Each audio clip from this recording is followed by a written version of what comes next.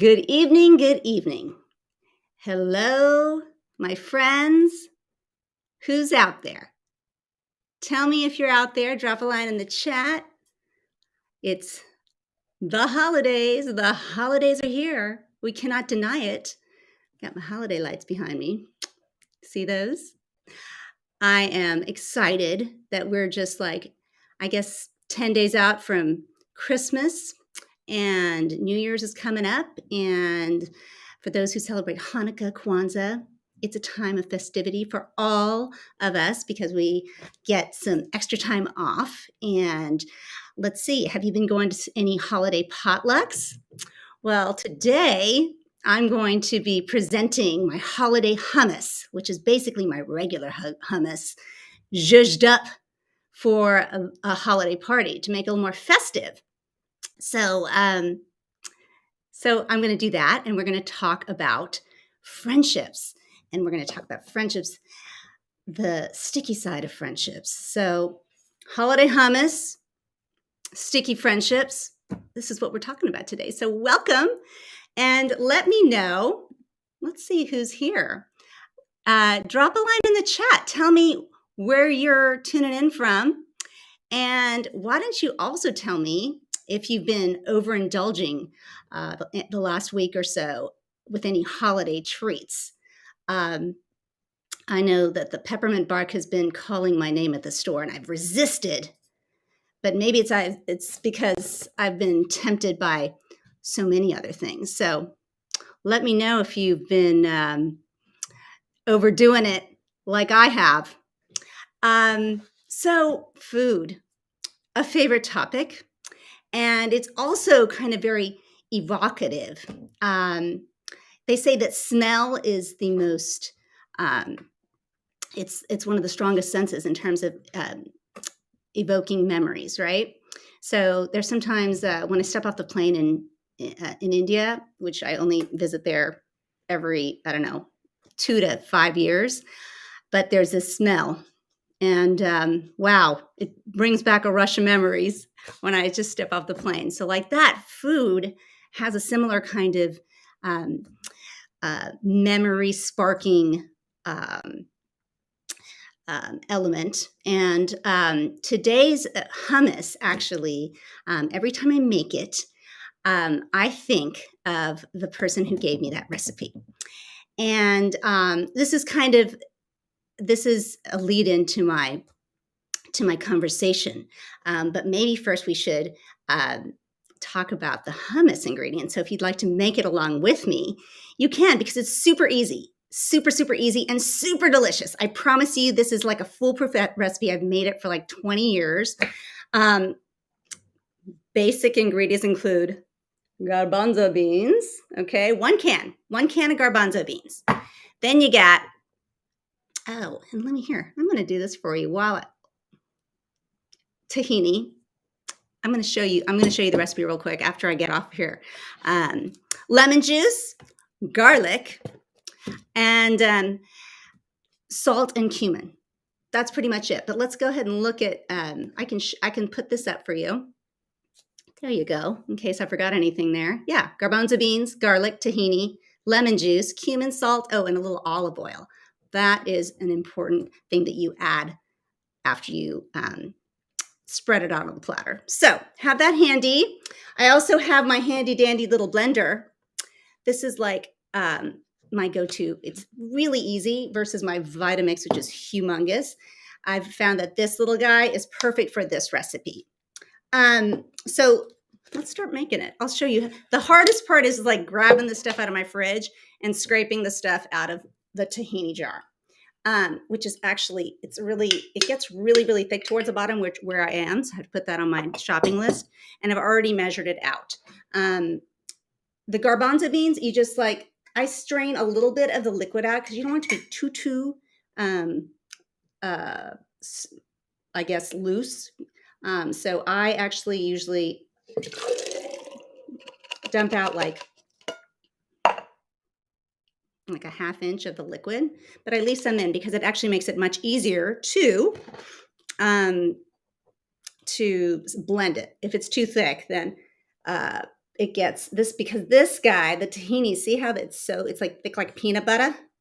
It's super good. Some people add less of this. This is just I add 1/3 of a cup of this.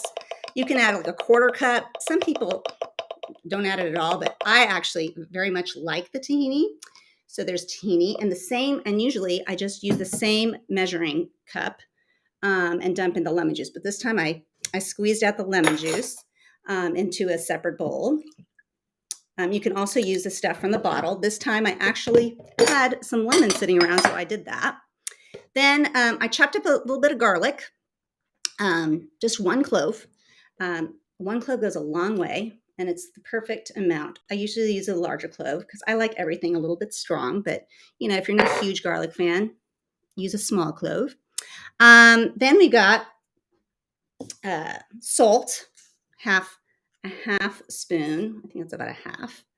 And then I'll give you my cumin. Cumin is the only other main spice, and that's just like a 1/4 spoon, which is delightful. You can give it a little bite and a little smokiness. And so there's that. And guess what? That's it for the making in terms of actually putting the ingredients together. I guess that's not really it, because now I'm going to just do this blending thing. Okay, I shake it up a little bit. Let's see how fast this goes. Bam.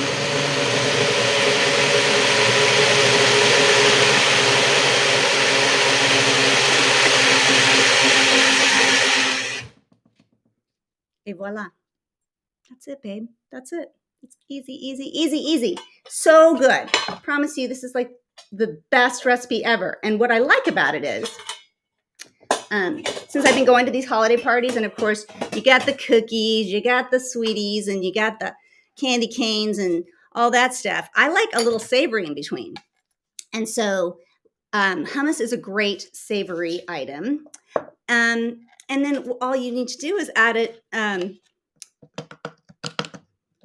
See, it's nice and it's easy to pour. I have my pretty presentation platter.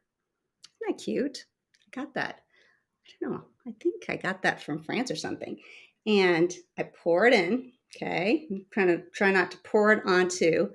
I think you can see some of that, right? Boop, boop, boop. Okay. Now, so you see that. It's a little looser than I usually make it. I think I had a little extra liquid in there. But this is the part that makes it a little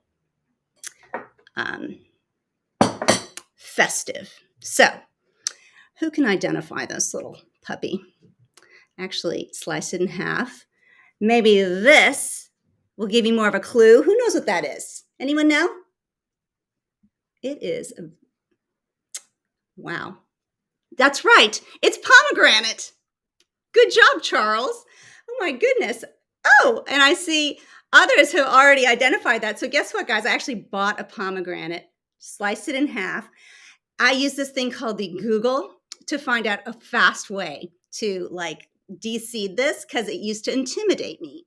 But I got to know of the pomegranate back when my sister was pregnant with my nephew, and she was going through a rough time.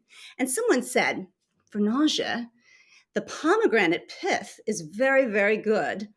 I don't even know how you consume it, but I just remember hearing about the medicinal properties of pomegranate. So guess what? Not only is it medicinal, it's also beautiful, little pearls, right?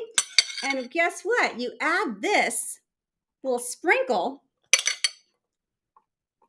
and the hummus becomes festive all of a sudden. I'll show you guys. I will show you guys. And then I have a couple other things that I'll add. Sumac. I have all these spices that I use for these various recipes. And sometimes you forget about these spices and you're like, what could I use that in again? Well, guess what? If you do a little sprinkle of the sumac, that also, I wish I had 2 cameras right now so I could show you, but we haven't gotten that tech savvy yet. So one day soon, when I have my producers standing by, we'll have everything looking all professional. So, okay, so I don't dump the hummus out. I'm going to try and see if you can see this, guys. Can you see that? All right, well, there you go. That is my festive hummus. And I'm going to observe it and think back, because this recipe reminds me of a certain someone. So for my bridal shower many years ago, gosh, over 19 years ago, I had a kitchen gadget shower thrown for me. How appropriate. Here I am calling the kitchen, and I was introduced to my kitchen gadgets way back when. And everyone was invited to bring a recipe. And my sister made up these nice little recipe cards in Kala's kitchen on a lavender postcard. And I have this box. I meant to show you guys, but anyway, it's a little index recipe card box. And I have all of these recipes from that shower. And, I think every time when I pull out a recipe, I think of that person, and I have a warm feeling in my heart. And sometimes I even drop them a line saying, hey, I'm making your snapper Veracruz, Rita. Thanks for that. And she's like, wow, that's so cool that you're making that. Or, hey, Asha, your chicken masala recipe is one of my family's favorites. So recipes really bond people, right? So this recipe, the hummus, I tried this probably about 30 years ago. So this leads me to my kind of sensitive topic, which is friendships that get sticky. And so I had a friend for many years, and I think probably the age of 10 or so till about the age of 20, this person was a big, big feature in my life. And I still love her dearly. And yet, we were in elementary school together. As history went, we were very good friends in high school, and then became college roommates, studied abroad together, yada, yada, yada. Like, the years were rich with all sorts of experiences, and she was a real just anchor in my life. And, as life goes, sometimes things get complicated. And I tried this hummus at her parents' place. Her mom made this awesome hummus, and I couldn't believe I'd never really gotten hummus until that moment, because, oh gosh, this thing, the olive oil, I forgot to drizzle that, guys. You kind of make a little dent if you want on the side. I just kind of pour it all over. I remember dipping 30 years ago when I tried this at her mom's house, olive oil and hummus. Oh, never forget it. So I love that recipe. Her mother came to my bridal shower, gave me this recipe, and it is just like a standard. And I've shared it with all sorts of friends, right?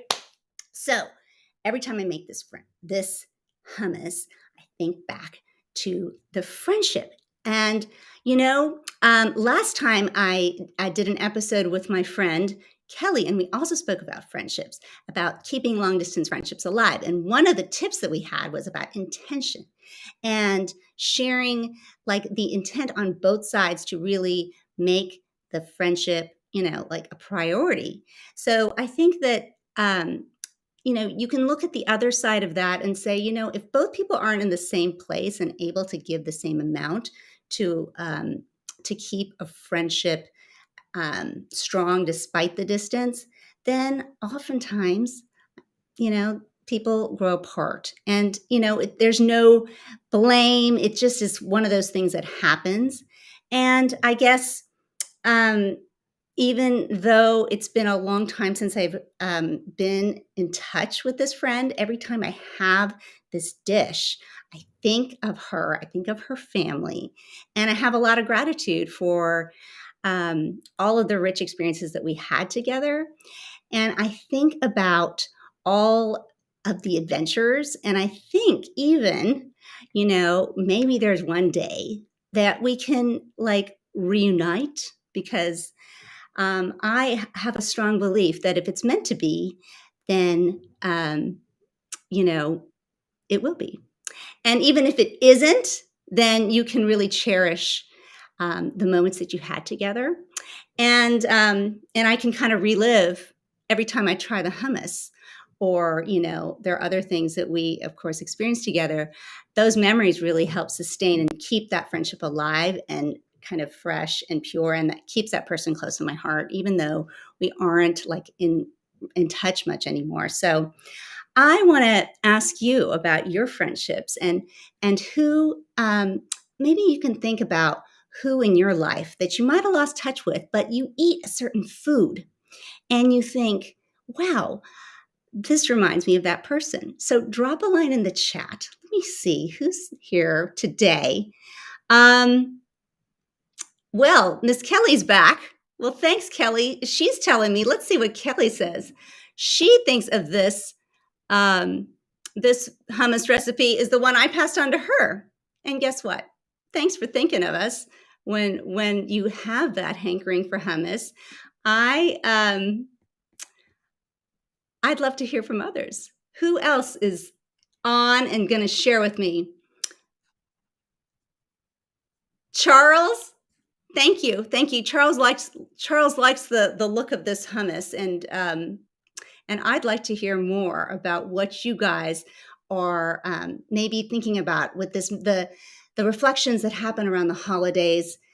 And my lights just went out. Oh, production manager, where are you?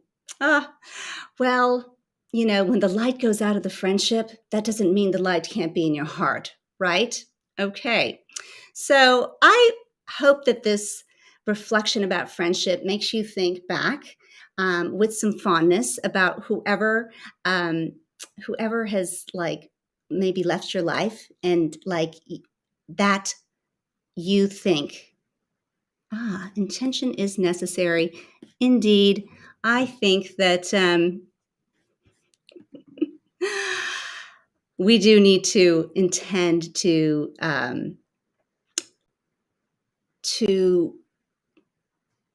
make that friendship work if it is to ever work again. And I hope at this time of the holidays that maybe someone will come back into your life. Maybe you'll make that call. Maybe you'll be brave to just let bygones be bygones, and you both come together again and see where life may lead you together at this new phase.